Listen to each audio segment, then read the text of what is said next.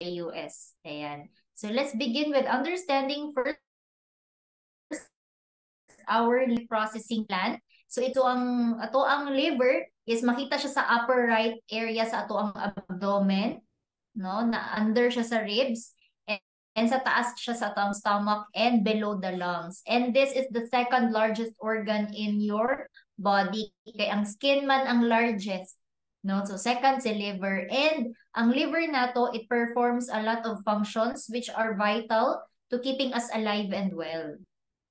So after sa atong pagkaon, no, sa ato ang pag-intake sa mga pagkaon or sa mga ilimnon, mag-agi na siya sa atong digestive tract, no, ang journey sa atong pagkaon. So everything that we consume, the food, the drinks, mga tambal, supplements, moagi gyud na tanan sa liver. So once there, ang mga nutrients, mas na-breakdown na siya para mas ma-absorb sa lawas. So ang mga substances na kailangan sa lawas, ma-convert na siya into energy.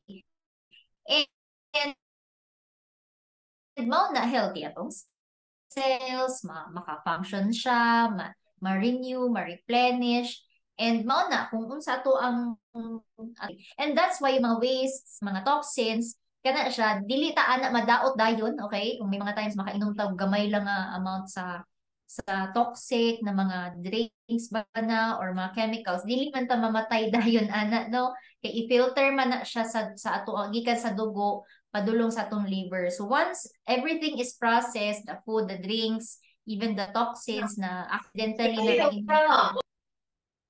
ayan, so mute sa takadali, no? Ayan. Alright, so going back here, so tanan na siya ma-process and kato na mga compounds, mobalik to siya sa ato ang bloodstream. And the nutrients, mga ubang substances, mag-circulate na siya sa atong lawas padulong kung asa siya dapat moadto. And finally, kana siya ang mga waste gikan sa mga processes sa digestion, metabolism, moadto na siya sa ato ang bowel, no? Mao na nga deposit na to na siya every day. Kailangan gid na makabawas ta, even makaihi ta, kay dira man ang mga elimination system nato. That's why ang mga magawas na sa atong lawas kay mga water soluble na. No, kay kung dili siya water soluble, dili siya mugawas. And mao na ang purpose sa liver nato. Okay? So mao na siya nga kailangan ma-separate ang mga usable sa non-usable and ang magbuhat ana is ang liver. And you know what? Ang liver, it's the only organ that can actually regenerate itself when it's healthy. Okay? Take note, pag healthy ang liver, kaya niya i-regenerate iyang sarili. As long as 25% sa tissue sa liver ang mahabilin. And your body can easily or essentially regrow a new liver. Pero dili ko na to pwede isipon na, sige lang, mag-regenerate man di ay ang akong liver, so okay lang na abusuhon na ako siya. But you know, if it is not healthy, then it won't regenerate itself. And when it comes to detoxification process, daghan gyud og function na gina-play ang liver nato para ma-maintain ang production sa enzyme. So, ang mga enzymes sa lawas, even ang digestive enzyme nato para maka-breakdown ta sa ato ang kinaon, gikan po na siya sa liver. And daghan ani ng mga enzymes in the liver, they help in changing the toxins into less harmful substances. So, imagine, no? Bisan unsa lang atong ginapangkaon, ginapang-inom, dili ta malason dayon because of the liver. So ang mga main detoxification pathway sa liver nato, nagagamit na siya og mga different enzymes. So natay duha ka process, the phase 1 and the phase 2. So kana siya kailangan gid siya og daghan na enzymes because without the right amount and the right kind of enzymes, dili gid na siya ma-detox ang mga gipangkaon or mga substances sa ato ang lawas. So this doesn't mean, no, nga kabaluta, mag-regenerate ang liver, kaya niya mag-detoxify, dagan siya enzymes, pero dili ibig sabihin na i-abuse na ang liver because it's a very hardworking organ of the body and that's why it's important na healthy gyud siya. And there are a number of activities na kailangan nato buhaton para mas ma-maintain ang health sa liver nato.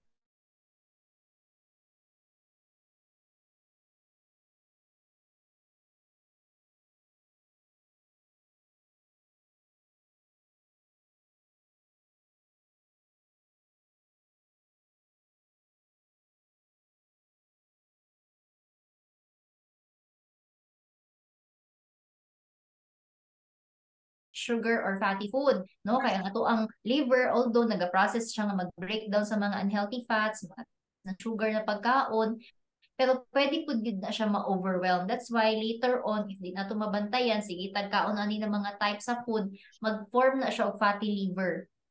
No, pag dili siya maagapan, liver cirrhosis, mao na nga irreversible na siya. So it means dili na gid mahil ang liver ana.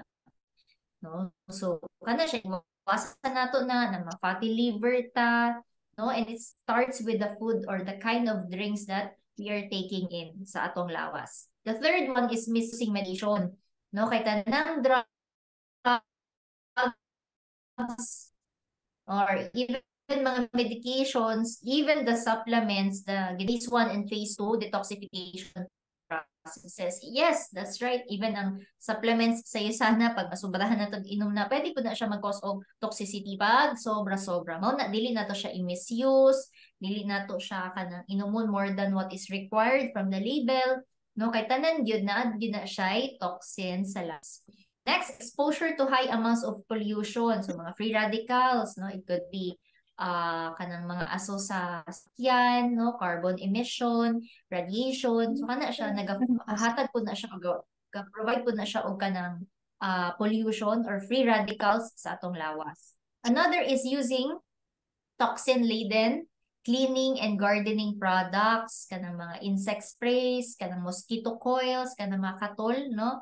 300 times more ang ma-produce niya nga free radicals compared to cigarettes. Imagine, wala mo nagasigarilyo sa inyong family, wala mo walay gapanigarilyo dira sa inyong family member, pero sindi mo og katol. Remember, 300 times more free radicals ang mahatag niya compared sa cigarettes. So, no, iwasan nato na siya, especially sa mga bata. Lalo na karon puso kayang dengue, no? So daghan gid og nagasindi og kathol sa ilang mga kabalayan. So what are the things that we can do for our liver? So one of the main functions gyud na na kailangan na, or one of the things that we need to take to do or to take action is when we supply our liver with the right nutrients. And those are the biotin and choline. And you can find this ato ang Hepasil DTX. So what is choline? So choline, ginagamit siya sa lawas para sa atong metabolic processes. Importante siya para mag-create og phosphatidylcholine and betaine. So kini siya, importante siya para mag-remove sa mga fats and cholesterol pagawas sa atong liver. No? So mao nang function ni choline. Nag-remove siya, gatabang siya mag-remove of fats and cholesterol pagawas sa atong liver. And it's also necessary for normal detoxification reaction. So mao na siya ang gamit sa choline. So si biotin naman, ginagamit siya para daghan pa na metabolic enzymes. So kinini siya ng mga substances, no, kailangan ni siya para mag-breakdown sa atong ginakaon, no, and also ma-provide ang ato ang energy sa lawas. So mao na siya ang gamit ana ato ang biotin para daghan taog enzymes. Ayan, and ma-convert ang food into energy.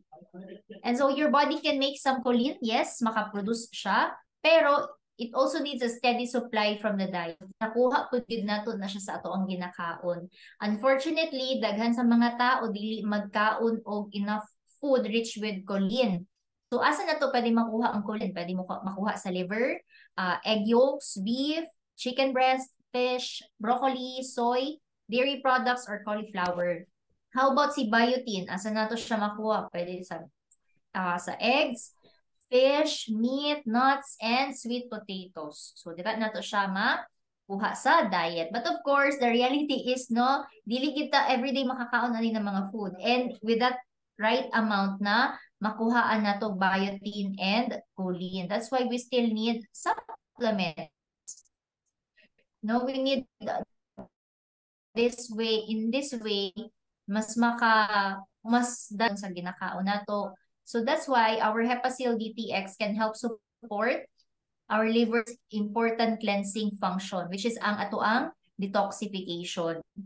And Hepasil DTX delivers support for your liver because it has intelligence detox support complex. So kani siya na intelligence complex, it has this unique blend of premium quality nutrients, including mga phytonutrient extracts. So it means gikan siya sa plants, no, ang mga ingredients. And they are supporting the protective processes sa healthy liver or in other words, it supports the natural detoxification processes sa ato ang liver. So when it comes to the different ingredients, diba, naku plant-based siya, the ingredients of phytonutrients are from plants.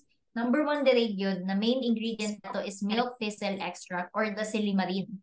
You know, the extract here of the milk thistle is one of the most frequently used herbal extracts para ma-maintain ang health and function sa liver cells. And concentrated amount siya, no? So, active ingredient na silimarin ang makita diri. And recent research revealed silimarin's benefits may come from its ability to help regulate important cell signaling pathways para mas mag-stimulate ang liver o liver enzymes. And mas mag-produce ang liver ng body's natural antioxidant, no? Especially the glutathione. So, mauna, no ka? Nindot ang ato ang silimarin or the milk thistle extract. The next ingredient is the N-acetyl-L-cysteine or the NAC. No? So, it's a kind of amino acid and it may be a small protein pero very powerful siya na detoxifier. Kailangan man yung detoxification ang ato ang lawas. So, it helps the body to make its own glutathione. Okay. Glutathione, yes, we can produce that sa atong lawas. But syempre, limited lang, no? Especially kung dili healthy ang liver, with the help of N-acetyl-L-cysteine, mas create atong lawas og more glutathione para healthy ang ato ang liver and ang atong body. Next is the alpha-lipoic acid or the ALA. So this is a form of acid na produce siya naturally in the body and daghan gid kay siya ginabuhat, no? Alpha-lipoic acid helps your body make glutathione, no? Ana jud kay importante ang glutathione. It's one of the major antioxidants sa atong lawas. So, neutralize niya halos tanan natong ginakaon, especially the, mga toxic issues. So, ana ka importante ang glutathione na ma-produce sa lawas. And it also actively and helps recycle other antioxidants including vitamin C and vitamin. Another is the broccoli extract. So kini siya broccoli concentrate. It has been studied for their beneficial effects sa cell signaling pathways and it is one of the antioxidants na nag-activate sa pathway para ang lawas mag-produce og mga natural detoxification enzymes. So healthy gid kaayo ang broccoli. No, asay nakaon siya but part po siya sa ato ang Hepasil DTX. Next is green tea extract. So it has 9% polyphenols and it has this support for antioxidant food activity and this compound has been shown to regulate important cell signaling pathways. And also dili mawala ang olive fruit extract or our olive oil, no? So yung mga sana scientists nato gi-develop nila ang olive oil extract to deliver potent antioxidant benefits, no, sa olive oil in a unique ingredient. So it helps defend cells from oxidative damage. So mao ni ang ingredient na naga-fight sa free radicals ang ato ang olive oil or olive extract, fruit extract. So yan. And turmeric extract or the curcumin extract, this is another source of nutrient, no, for the liver. It's considered the golden spice of India.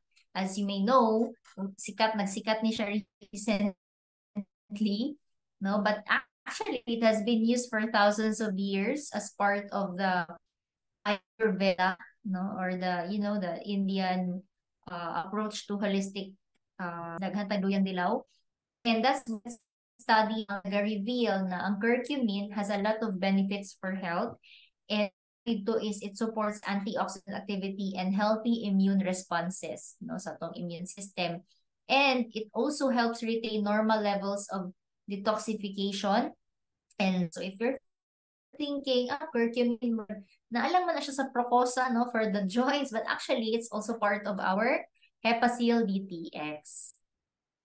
Ayan. So, this intelligence support complex, no, it activates our body's natural processes para mas makip ang liver na healthy and clear ang substances, no, that can slow us down, no? Kay, syempre, dili gid maiwasan na natin mga unhealthy food or drinks na ginainom from time to time. Ayan. And that's how our Hepasil DTX supports us, no? So, yun. And it supplies our bodies with plenty of nutrients na nutrition. Ayan. And yan, ang glutathione, very important, very vital siya sa health, especially for the phase 2 detoxification. No, kay mauna na ang time na mag-remove ang ato ang mag-remove sa atong lawas ang mga formaldehyde, no, gikan sa mga metabolic processes, especially pag kanang ganahan kaayo mag-inom og mga alcohol, no, so kana siya kailangan ma-remove na siya dayon sa lawas, and that's the role of our glutathione. Ayan. And as you can see here, we have these studies, no, to test if effective using Hepasil DTX. USANA scientists conducted a double-blind placebo-controlled study, and ang mga participants, they took 3 tablets a day for 28 days. And at the end of the study, USANA researchers looked at antioxidant status. Gitanaw nila, gimeasure nila ang blood glutathione and vitamin C levels. And based sa results sa study, ang circulating glutathione levels nag-increase following supplementation, no, with Hepasil DTX, and unexpectedly, no, wala nila gi-expect, nagsaka po ang vitamin C levels. So as you can see there, wala man gyud vitamin C sa product nato, no, wala man koy gi-mention ganina na vitamin C is part of the ingredients ng Hepasil DTX, but no, nagsaka daw ang circulating vitamin C level sa lawas. And you know, that's good, di ba? That's a good news kay ano man, usang kanindot ang pagkanindot sa vitamin C, it's also a form of antioxidant. No, and we know na dali lang gid na siya mawala sa lawas, but with the Hepasil DTX, mas nisaka ang vitamin C, so mas nag-improve ang antioxidant support niya sa lawas nato. So you can see there the good things that we can get from our product. Ayan. So that's for our Hepasil DTX. Ayan. So next product would be about USANA Probiotic. Sige. I-share sana ko ang okay, for a while. So if you have questions about Hepasil DTX, i-prepare lang inyong mga pangutana unya, no, kay para matubag nato. Okay. Gut health. All right. So here's our USANA Probiotic. Gut health. Ayan. So still part of the digestive system category. So our gut, okay? So mag-transition na ta. So our gut, this is the core of good health. Ngano, kay everything na ginakaon nato must go through the digestive system. And they need to be broken down into smaller or micro nutrients para ma-absorb siya sa cells, no? Kaya kailangan ginatog cellular nutrition para, you know, we can always maintain our health. And if there are imbalances sa gut, it can disrupt the process. And that's the reason why naanatay mga sakit, naanatay mga gibati. Like, I just learned recently that most of the autoimmune diseases, ang root cause niya is unhealthy ang gut or leaky ang ato ang gut. No? So, di ka din nagsugod tanan. No? Ngano kaya, malalaman natin mamaya. It's because our intestine hold one of the most thriving colonies of bacteria, which is our microbiome, also known as normal flora or good bacteria. And unsa ang role ani ng mga microorganisms? They have a multitude of vital roles in the body. And kana siya ng mga bacteria, dili na sila maka-harm, no? But rather, they are beneficial for our health because they serve many purposes in the digestion and metabolism processes. Una, kaya ginasupport nila ang activity sa enzymes para mag-breakdown sa mga fats, mga carbohydrates, proteins, at anong ginakaon nato into usable form. So it helps the body to break down the food para ma-absorb. Second, mag-produce og mga nutrients because ang mga bacteria sa ato ang gut, they make the vitamin K, biotin, and more. So, dili na siya mabuhat sa other parts of the body, but rather, ma-produce na siya sa gut. Third is they help to remove toxins and waste from the body through the normal passage of stool through the colon. So, mao na siya ang mga different role na ginabuhat sa ato ang microbiome. And that's why if weak ang ato ang microbiome, mubo ang level sa atong good bacteria, most likely weak pud ta ang immune system. No, mao na nga dali lang ta magkasakit, no, taod-taod maka-feel na ta, giubo na ta, gisipon na ta kay dili day healthy ang ato ang gut. So, and all, at the same time, if you're very stressed, no, affected yun. Number one na maapektuhan ang microbiome. No, especially dili ta health, dili unhealthy atong living, no, atong food, atong diet, atong ginainom, no, kay dili pud healthy, affected pud ang bacteria. That's why dira naggawas ang mga or magsugod ang mga different na mga kasakitan sa lawas. Okay? And there are thousands of species of bacteria in your digestive tract. And you know, there are times pag kana siya ng mga microbiome, it could be beneficial or harmful. Mao na nga kailangan yun ang right balance. Na dapat taas yun ang right bacteria para ma-overpower niya ang bad ones. Kasi syempre, usa lang gud atong ginapangkaon. So, apila po ang bacteria sa atong gipang timo. No? So, we have a number of things that can upset the stability of our intestinal environment. So, number one, occasional stress. No? Like I said, no, pwede gyud siya maapektuhan ang microbiome pag occasional stress or chronically stressed ta, no, month after month, wala na katapusan nga stress, emotionally, mentally, physically stressed ka, affected gyud ang imong microbiome. Second, poor ang diet and hydration. So, importante no sa atong ginakaon food, healthy, dili ta sige fast food, and at the same time no ang pag-inom sa tubig makatabang siya sa microbiome, and lack of rest or changes in sleep pattern because this is the time no when we sleep at night 7 to 8 hours every night, mao nang time na naga-regenerate no ang atong body, and mao pud nang time na naga-thrive ang microbiome nato, ang good bacteria. So pag dili okay imong sleep pattern, mao na dali pud ka magkasakit. No, hina imong defense. Next is travel and exposure to new microbes. Kaya syempre, may mga places, not just in the Philippines, but other parts of the world, na endemic dito ang mga certain sakit. No, mauna, while you're traveling, nag-inom ka ani nga tubig, or nagkaon ka ani na food, na naaday na yung mga E. coli, mga staph, no? So may mga ingana na mga may mga bacteria, bad bacteria, so nakaonin mo siya. That's why kana po we need also to be careful no pag naga-travel ta from, you know, you're going to a new place, you don't know, you have to do your research po. Like hala, endemic ni diri ang malaria, diri kay daghan ng dengue, diri kay daghan ni siya og kanang watery stool or watery diarrhea. So also na siya, you also need to do your research. So kini na mga butang na ako ang na-mention, mauni maka-upset sa stability sa atong intestinal environment. That's why, hala, kalibanga na dayon, LBM, nagsakit ang tiyan, no? So, sugod pa lang na, but you know, it can also lead into something worse. So, that's why it's advisable to take rest, no? Mag-rest po ta, no? Kanang tulog yun, dakong tabang gina siya, no? Not just to your gut health, but to your immune system.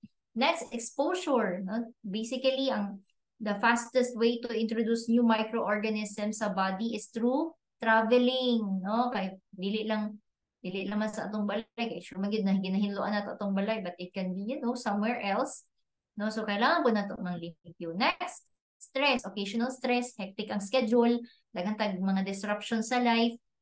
It can upset your gastrointestinal tract, and even it can affect your digestion. So for some of us here, siguro na experience nato na pagpastoryahon nato sa tubangan, mag-public speaking, sa stage, or ipapresent, kay murag hala, pag ginakulbaan ka, kay murag kalibangon lagi ko, or sakit lagi akong tiyan, no? So naaiing ana, no? Pag na scenario, pwede gina mahitabo. So it's because of stress. Next, hydration, no? Because our bodily function relies on water, no? Lami man gyud mo inom og juice, nagainom ang uban sa ato og alcohol, pero proper hydration helps our body maintain homeostasis. Means that it keeps the balance between physiological processes. So kung wala ni siya nga balance, ang body nato dili maka-maintain sa health or good health. So para to keep everything working smoothly, important yun na mo inom tagdaghang tubig. And sometimes pag nag-exercise ta, nag-workout, better pud ang electrolyte drink. No? Kaya for some of us here, sige tag inom tubig, hala, pila na kalito pero ano, dehydrated lang din gyapon ko. It's because kulang dito siya electrolyte. No? That's why some people would add a little bit of salt to their water para mas ma-absorb well ang water and dili siya ma-dehydrate. Okay, and consume proper diet that includes mga fiber, no, especially the fruits and vegetables and whole grains. So very important na siya. Ayun. So yun yung mga tips for healthy digestion. So here also in USANA, no, we also have our product USANA Probiotic. Okay, so we talked about the functions and the roles of our microbiome, the good bacteria. And that's why we need to support them because not all the time we can have healthy levels of good bacteria inside our gut. So we can bring that balance through USANA Probiotic by supplying an increase of friendly bacteria to the gut. No? So mag-supply ta og good bacteria sa atong lawas. And it's just one stick pack every other day. Dili siya every day ha. Dili siya every day take. And also, you need also to ask if gusto nimo siya painom sa mga bata, no? Kung kailangan i-asa na to mga pediatrician if okay lang na inom mo nila. And what does it do? It promotes good digestion and nutrient absorption. It helps with our, digestion. Mauna nga ka ng comfortable, kumukaon ta ani na pagkaon, and regular ang bowel movement. Okay? And it supports healthy immunity or ato ang immune system. And USANA Probiotic makes an excellent choice for 2 reasons because it has 2 strains and the amounts used are the Bifidobacterium animalis and the Lactobacillus rhamnosus LGG. So there are many probiotic supplements available on the market today. But USANA Probiotic makes an excellent choice for 2 reasons. Kaya ang strain na gigamit nato diri no? So once contains 2 strain, dili lang siya isa. For some, isa lang eh. No, kung tanaw nimo ang ilang label, isa lang ka strain sa bacteria. But with USANA, duha siya.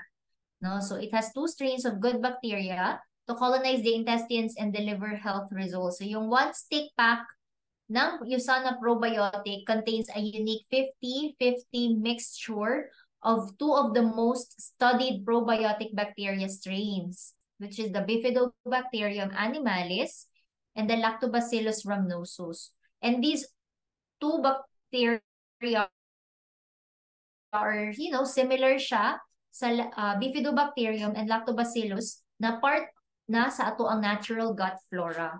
No? So, dili na sila stranger ang ato ang strain sa USANA Probiotic. Kay it's, it's similar to what we already have inside the body.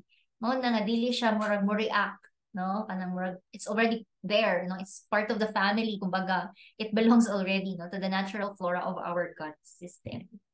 And generally, at least 1 billion colony forming units or the CFU of total active bacteria are needed daily to provide probiotic effects throughout the GI tract. So that's based on research, at least 1 billion na CFU ang kailangan sa active bacteria para ma-provide ng probiotic, para effective siya kung inom mo na to.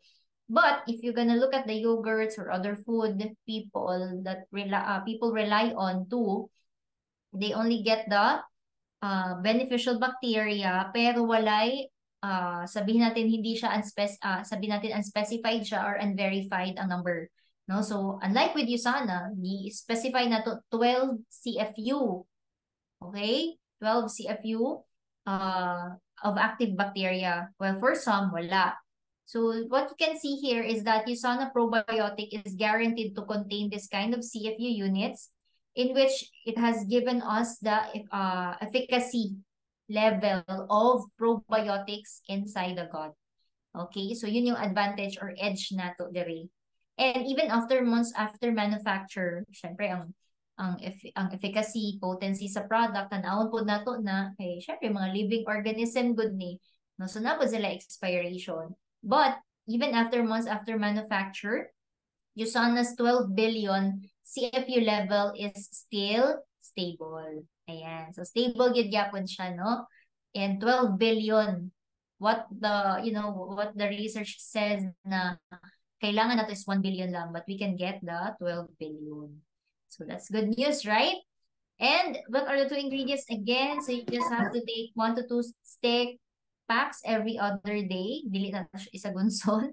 Okay? And we have the Lactobacillus rhamnosus LGG and Bifidobacterium BB12. So how to take it? So adults, you can add the contents of 1 stick pack to your favorite cold food, sa pagkaon ba na, sa beverage, and then consume immediately. So ngano sa cold? Di ba pwedeng sa hot? So remember, these are living organisms, no? Active bacteria ni sila. So kung nagakulo-kulo na ang imuhang pagkaon or ang imuhang food or imuhang drinks, possible affected gid ang potency. No? So better sa cold drinks or cold food and take it immediately or consume it immediately. And keep out of reach of children. Kay nga naman, syempre kay ang lasa sa atong probiotic, diba tamis? So wasin put doon ang isa kakahon sa mga bata, no? So dili na siya advisable. And also to, for safety reason po. Consult also your physician if you have an autoimmune disorder or if you're taking immunosuppressant medication. Kung pregnant ba or nursing or nabay mga prescription medications or drugs, or if you have medical condition that might be affected if you take the USANA probiotic. Okay? So yan, always ask your doctors first if naakaani na mga categories or situation. And these are ideally for healthy adults of all ages, mga athletes, mga people under temporary stress. Yan, stress po ba tayo? Pasok kayong probiotics. Sa mga nag-travel. So since this is in, a very small sachet, pack sachet or stick pack, dali ra kayo siya mabit-bit. No, that's why, wherever you go, you can bring this with you. And USANA probiotic is sugar-free, gluten-free, and dairy-free powder. Some people, pag dairy ang products, mag-react ang tiyan. No? But our product is dairy-free. And it's easy to use. This formula mix, you can mix it with your cold food or beverage, or you can take it straight from the package. Like, if gusto nimo nga di na ka mag-mix-mix diretso na sa imuhang then you can take it directly. Okay? So that's how you're gonna use our USANA probiotics. So that's about it for our products under digestive system. So if you have any questions,